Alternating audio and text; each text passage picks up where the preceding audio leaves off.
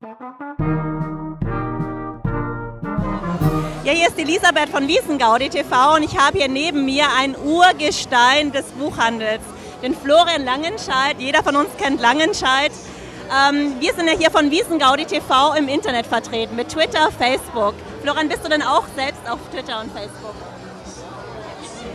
Nein, weil ich vertreibe sozusagen meine Meinung auf anderen Medien als auf Twitter.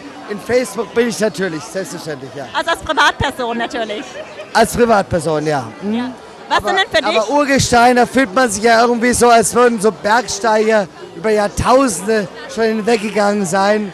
Bin noch nicht ganz so weit. Denn es war jetzt als großes Kompliment gemeint, mit einem großen Kniefall von so einer großen Familie zu kommen. Natürlich. Mit Langenscheidt, was habt ihr da momentan vor? Wie empfindet ihr jetzt momentan den Gang so und die ganzen Social Media? Wo geht's denn da bei euch hin? Ja, wir sind überall dabei.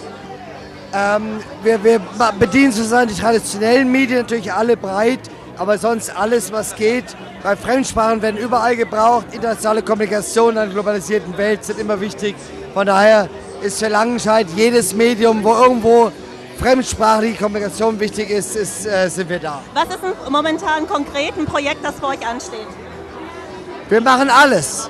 Wir machen Smartphones, wir machen jede Art von Mobilität, wir machen iPhones, es ist Facebook-Übersetzung ist natürlich sehr spannend, sozusagen in die ganze Welt hinein.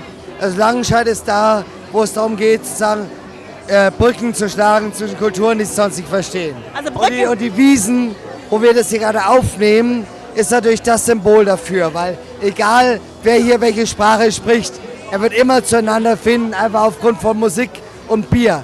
Wir bieten Langenscheidt ist sozusagen das Medium, was in der Alltagssprache funktioniert. Also Brücken schlagen zwischen den Kulturen. Was Ja. ist für dich der ultimative Wiesentipp? Wir sind ja heute am ersten Wiesensonntag beim Almauftrieb aus so hoch raufgekommen im ersten Stock vom Käfer.